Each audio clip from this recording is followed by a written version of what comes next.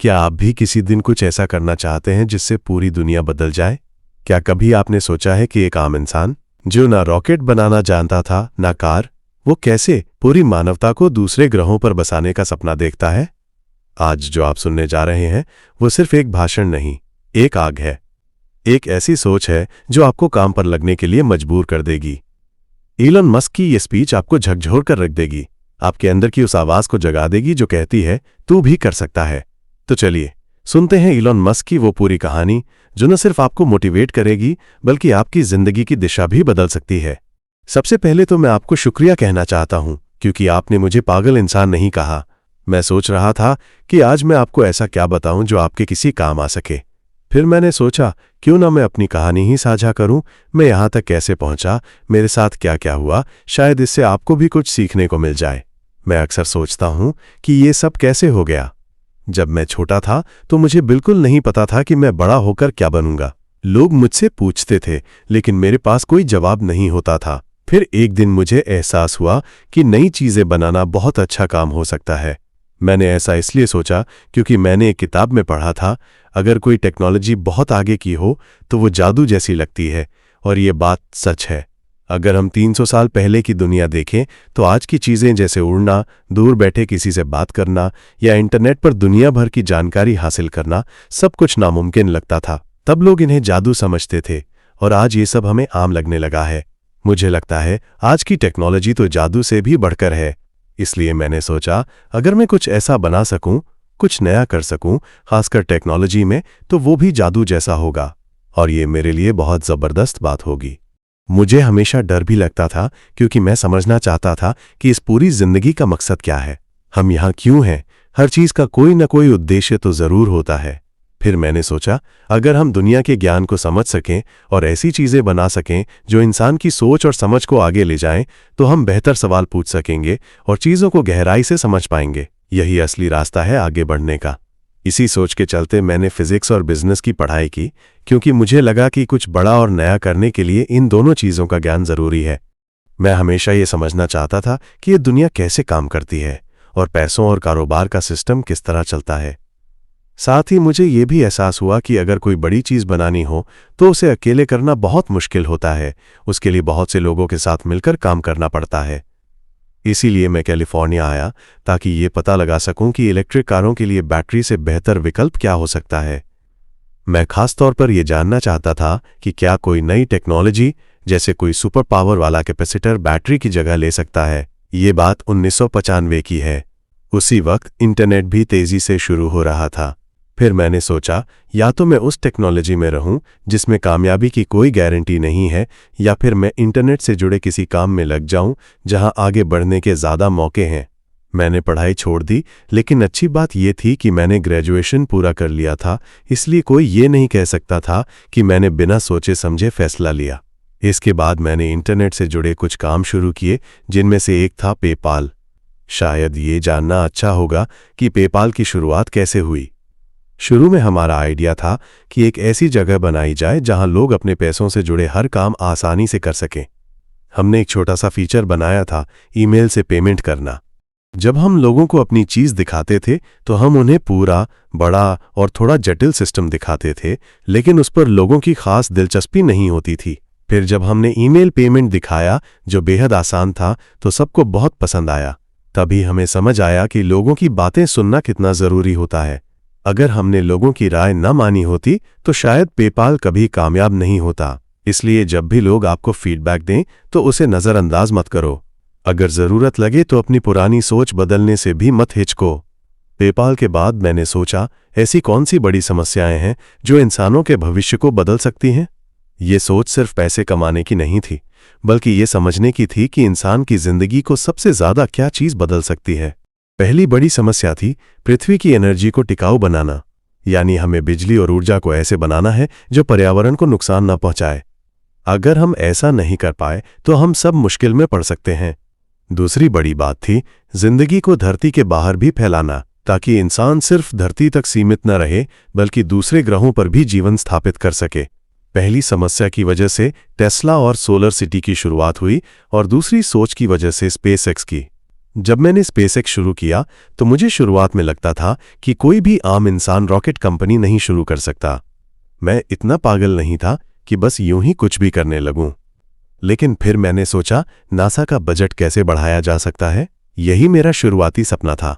मेरी सोच ये थी कि अगर हम कम खर्च में मंगल ग्रह तक कुछ भेज सकें तो शायद लोगों का ध्यान इस ओर जाएगा। मैंने इस आइडिया को नाम दिया मंगल ओएसिस। इस प्लान के तहत हम मंगल ग्रह पर एक छोटा सा ग्रीन हाउस भेजते जिसमें बीज होते। ये बीज सूखे पोषक जेल में बंद होते। जब वे वहां पहुंचते तो उन्हें पानी से हाइड्रेट किया जाता। फिर मंगल की लाल धरती पर हरे भरे पौधों का नजारा दिखाई देता। सोचिए, मंगल की सूनी सतह पर जीवन का पहला संकेत। एक ऐसा दृश्य जो पूरी दुनिया में उम्मीद की लौ जला देता। लोग अक्सर ऐसे खास और हटकर प्रोजेक्ट्स में ज्यादा दिलचस्पी लेते हैं। मुझे लगा कि इससे लोग बहुत एक्साइटेड होंगे और शायद इससे नासा का बजट भी बढ़ सकेगा। अब इससे पैसा तो शायद नहीं कमाया जा सकता था, लेकिन इसका फायदा ये होता कि इससे दुनिया में पॉजिटिव सोच और उम्मीद फैलती। इसीलिए मैं रूस 3 बार गया ताकि एक आधुनिक ICBM रॉकेट खरीद सकूं, क्योंकि वहीं मुझे सबसे सस्ते और भरोसेमंद रॉकेट्स मिलने की उम्मीद थी। मैं बताना चाहूंगा कि 2001 और 2002 के आखिर में रूस जाना एक बहुत अजीब अनुभव था। रूसी रॉकेट आर्मी के सामने जाकर कहना, मैं आपके 2 सबसे बड़े रॉकेट खरीदना चाहता हूं, लेकिन उसमें लगे न्यूक्लियर बम आप अपने पास रख सकते हैं। ये सुनकर उन्हें लगा कि मैं पागल हूं, लेकिन चूंकि मेरे पास पैसे थे इसलिए बातचीत आगे बढ़ती रही। कई बार रूस आने जाने के बाद मुझे ये समझ में आया कि मेरी शुरुआती सोच गलत थी। शुरुआत में मैंने सोचा था कि लोग पृथ्वी से बाहर की दुनिया में जाने या मंगल पर बेस बनाने में ज्यादा दिलचस्पी नहीं रखते, लेकिन असल में अमेरिका में लोगों के भीतर जबरदस्त उत्साह है, क्योंकि अमेरिका एक खोजकर्ताओं का देश है। लोग दुनिया के कोने कोने से यहां आते हैं। ये देश इंसानी खोज और जिज्ञासा की भावना को जीता है। मगर अगर लोगों को लगता है कि कोई चीज नामुमकिन है या फिर उससे सरकारी बजट बर्बाद हो जाएगा तो वे उसका समर्थन नहीं करते। तीसरी रूस यात्रा के बाद मैंने तय कर लिया कि अब हमें खुद ही स्पेस ट्रांसपोर्ट की समस्या को हल करने की कोशिश करनी चाहिए, और यहीं से स्पेसएक्स की शुरुआत हुई। ये फैसला मैंने उन सभी की सलाह के खिलाफ लिया जिनसे मैंने पहले बात की थी। एक दोस्त ने तो मुझे रॉकेट फटने के ढेरों वीडियो दिखाकर डराने की कोशिश की, और अगर सच कहूं तो वो पूरी तरह गलत भी नहीं था। शुरुआत बेहद मुश्किल थी।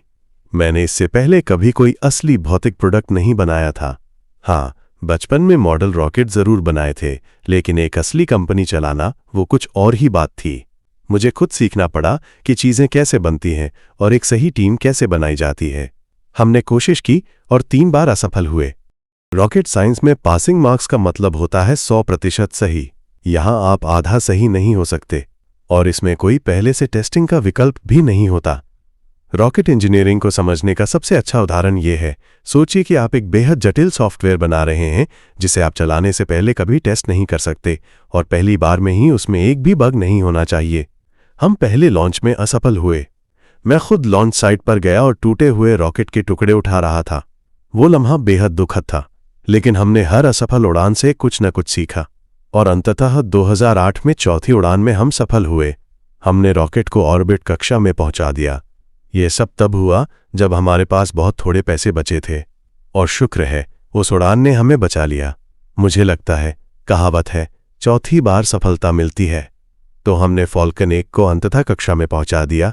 इसके बाद हमने इसे और आगे बढ़ाया फॉल्कन 9 की ओर, जो फॉल्कन 1 से लगभग 10 गुना ज्यादा ताकतवर था। इसका थ्रस्ट लगभग 1 मिलियन पाउंड था। हम इस रॉकेट को भी सफलतापूर्वक कक्षा में भेजने में कामयाब रहे। फिर हमने ड्रैगन अंतरिक्ष यान बनाया, जो हाल ही में अंतर्राष्ट्रीय अंतरिक्ष स्टेशन इससे जुड़ने में और सुरक्षित वापसी में भी सफल रहा। ये मेरे लिए बहुत बड़ी राहत थी। अब भी कभी कभी मुझे यकीन नहीं होता कि ये सब सच में हुआ था। लेकिन अगर इंसानियत को सच में एक अंतरिक्ष जाने वाली सभ्यता बनना है, अगर हमें एक मल्टी प्लैनेट स्पीशीज बनना है, तो ये तो बस शुरुआत है। हमें इससे बहुत आगे जाना होगा। मुझे लगता है ये इंसानी चेतना को बचाने और फैलाने के लिए सबसे जरूरी कामों में से एक है।